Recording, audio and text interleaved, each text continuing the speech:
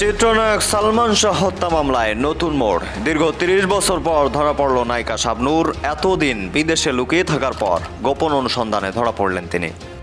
সালমান শাহর মৃত্যুর ঘটনায় চিত্রনায়িকা শাবনূরকে জড়িয়ে দিয়েছেন নতুন তথ্য, আর এ নিয়েই ক্ষোভ প্রকাশ করে দীর্ঘ বিবৃতি দিয়েছেন। সম্প্রতি সালমান শাহ হত্যা মামলায় খল অভিনেতা ডন গ্রেফতার হওয়ার পর বিভিন্ন প্রসঙ্গে কথা বলতে গিয়ে ছেলে ও শাবনূরের সম্পর্ক নিয়ে মন্তব্য করেন নীলা চৌধুরী।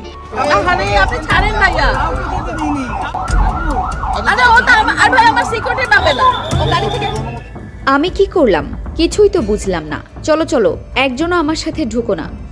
আদালত চত্বর থেকে বের হয়ে তীব্র আতঙ্কে কাঁপতে কাঁপতে ঠিক এই কথাগুলোই বলেছিলেন ঢাকায় চলচ্চিত্রের এক সময়ের শীর্ষ নায়িকা শাবনূর। দর্শক, এতক্ষণ দেখছিলেন সংবাদের শিরোনাম, এবার আপনাদের বিস্তারিত জানিয়ে দেব।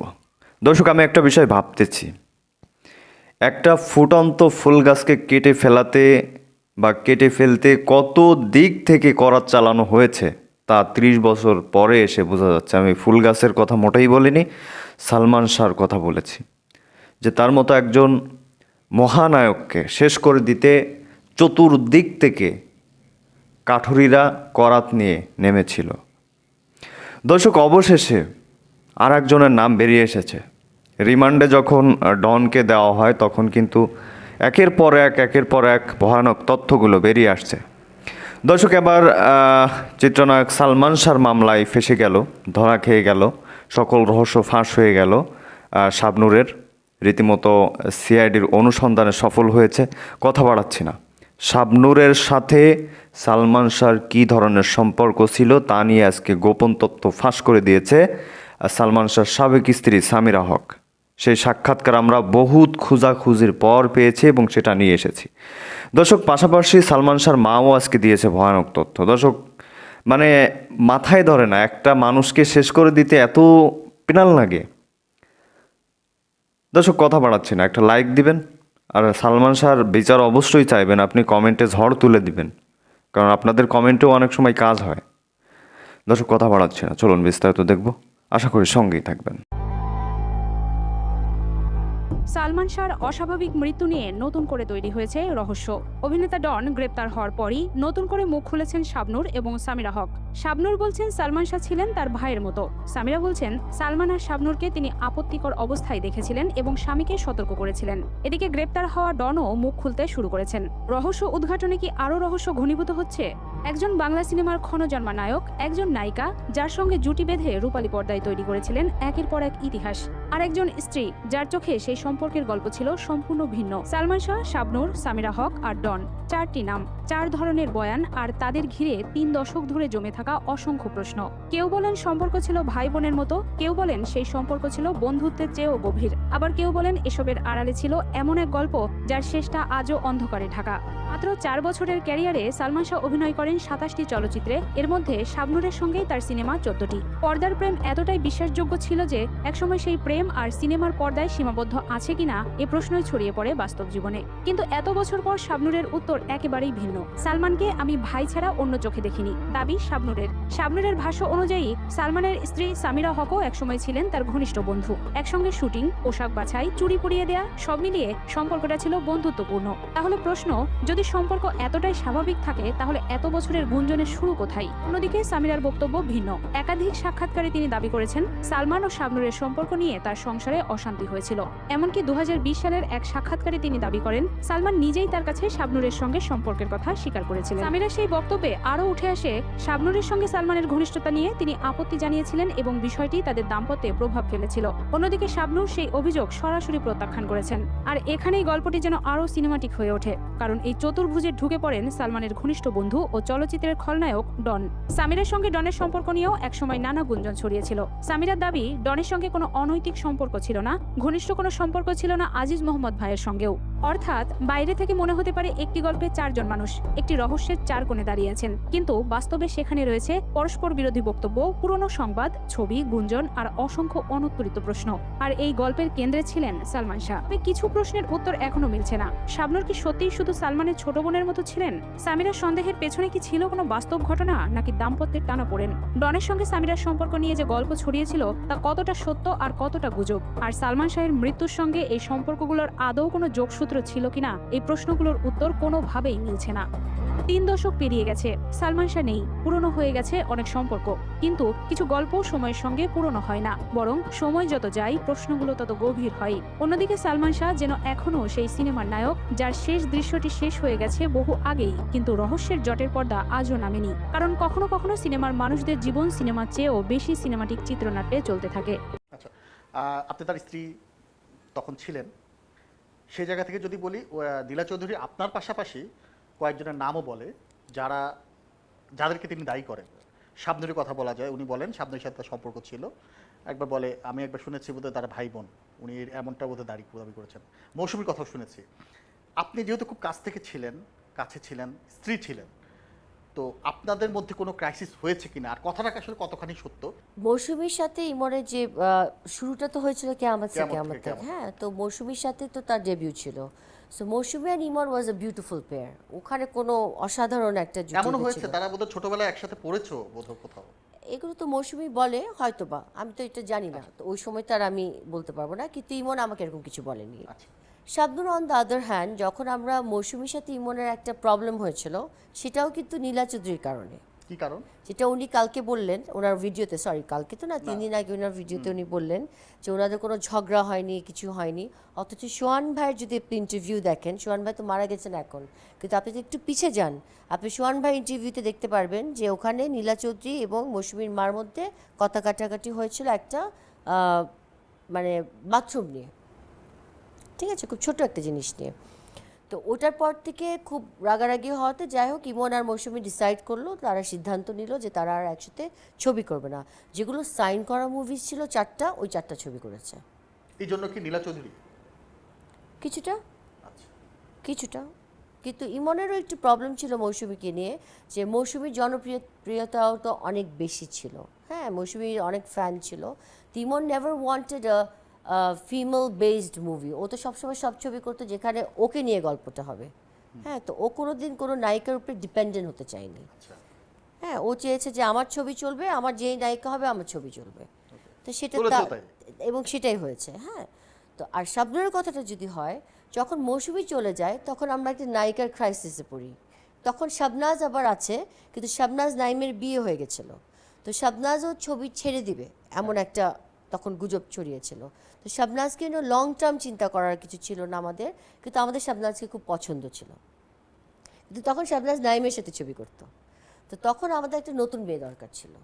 তখন ছোট্ট একটা মেয়ে আমরা খবর পেলাম যে এটা শাবনূর, এবং এটা ইতেশাম আঙ্কেলের হাত ধরেই একদিন ইমনের আম্মার বাসায়, আব্বার বাসায় গ্রিন রোডে আসার পরে ওখান থেকে আমাদেরকে শাবনূরকে নিয়ে আমরা তখন থেকেই শাবনূরকে নিয়ে আমরা চিন্তা করি যে ওকে নিয়ে আমরা ছবিটা করব। যদিও আমাদের প্রথমে মনে হচ্ছে ও ছোটো, বা ও পারবে কি না, বা ও তো ছোটো মোটো, তত বড় সড়ো না, মৌসুমী তো লম্বাটা, তা বুঝতে পারিনি যে আমরা আসলে কি করতে হবে। But yes, that was the start. And coming to Emon and Shabnur's rumour, যেটা আপনি জিজ্ঞেস করলেন যে ওদের মধ্যে কিছু ছিল কি না, এখানে অনেক বড় একটা গল্প আছে। এখানে আমি অল্পতেও শেষ করতে পারবো না, এটাকে আমার শুরু করতে হলে শেষ করতে হবে পুরাটা। কিন্তু আমি বলবো যদি কিছু ছিল কি না, এক বাক্যে বলবো ছিল। এটা নিয়ে আপনাদের মধ্যে ক্রাইসিস হতো? অবশ্যই ছিল।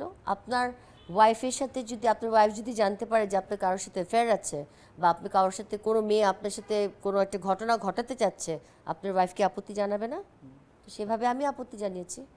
আমি আমার বাবার বাড়িতে চলে গেছি, আমি তো ঝগড়া করিনি, আমি তো ঢাকায় থেকে ওদের ঘাড়ের উপরে বসে থাকিনি, আমি চিটাগং চলে গেছি আমার বাবা মার কাছে। I didn't want to come back, আমি আসতে চাইনি। এসেছেন তো পরে?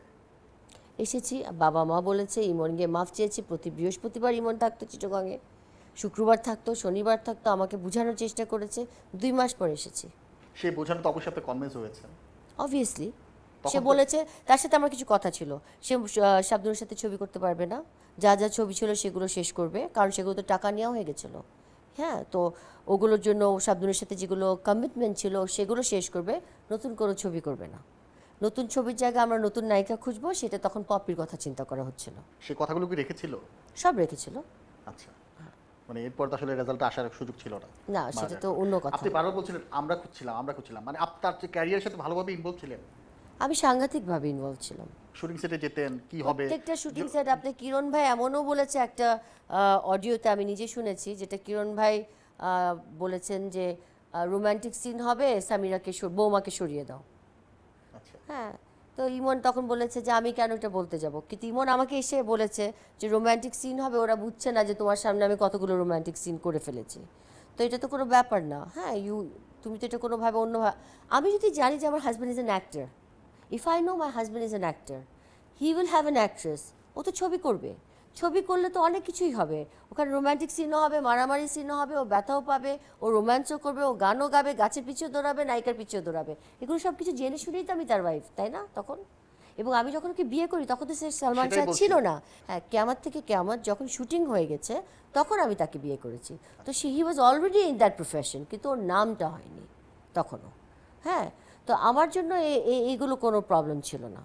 This was not a problem যে শাবনূরকে নিয়ে আমি ঝগড়া করে আমি আলাদা হয়ে গেছি।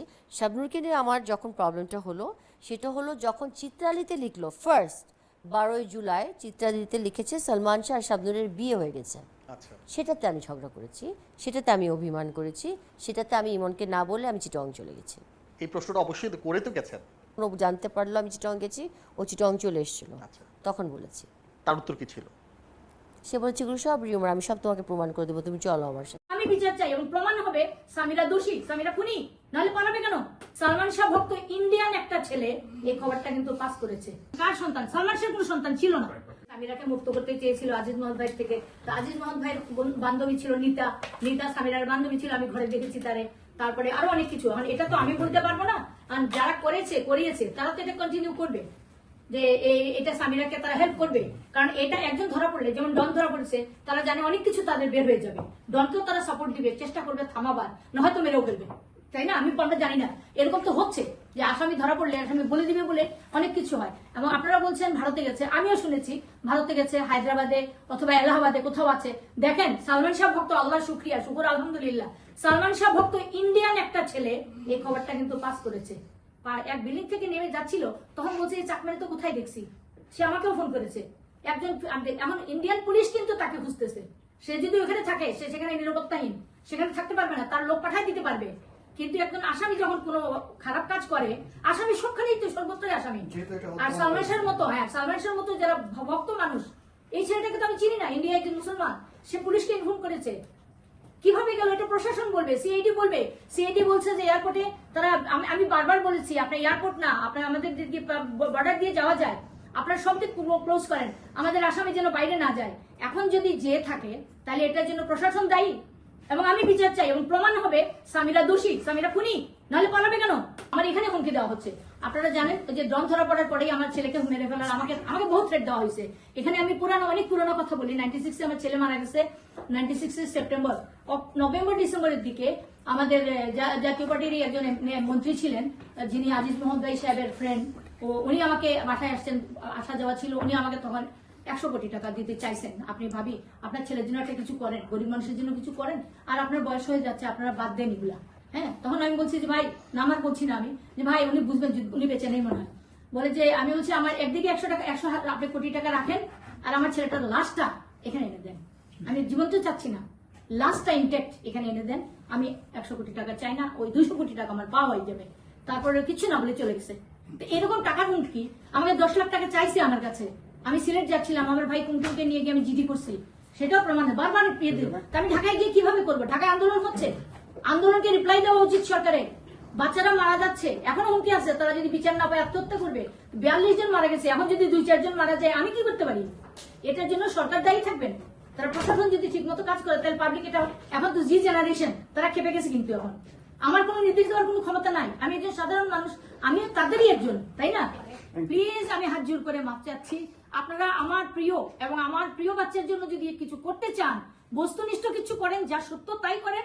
আমাদের দাবি আসামি গ্রেফতার হোক, রিমান্ডে নেওয়া হোক, সুষ্ঠু বিচার হয়ে এদের শাস্তি দেওয়া হোক। মামলাটা স্পেশাল কোনো আদালত গঠন করে দ্রুত বিচারে নেওয়ার জন্য আপনার কোনো আবেদন আছে কিনা? ভালো কথা বলেছেন। হ্যাঁ, আমি এটা বলবো, এটা আমি সরকারকে অনুরোধ করব, এটা চাইলে এটা একটা রাষ্ট্রীয় মামলা, রাষ্ট্রীয় খুন, রাষ্ট্রীয় হত্যা।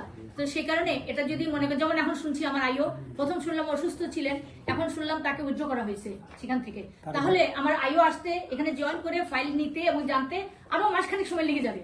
এটা দীর্ঘায়িত হচ্ছে এবং দীর্ঘায়িত এটা কেস যদি দীর্ঘায়িত হয় এটা শেষ হওয়ার সামিল হয় আমরা যেটা জানি, তাহলে এটা যদি চাপা পড়ে যায় তাহলে অন্য আসামি ধরা পড়লো না, ইন দ্য মিনটাইম তো অন্যান্য আসামি ধরা পড়া উচিত, আসামি পালাই যাচ্ছে, তাহলে কি মামলা শেষ?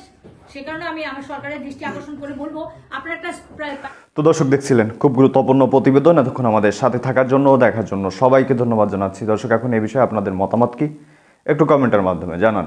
আর হ্যাঁ, এতক্ষণ যারা দেখেছিলেন আশা করি সম্পূর্ণ ভিডিওই দেখেছেন।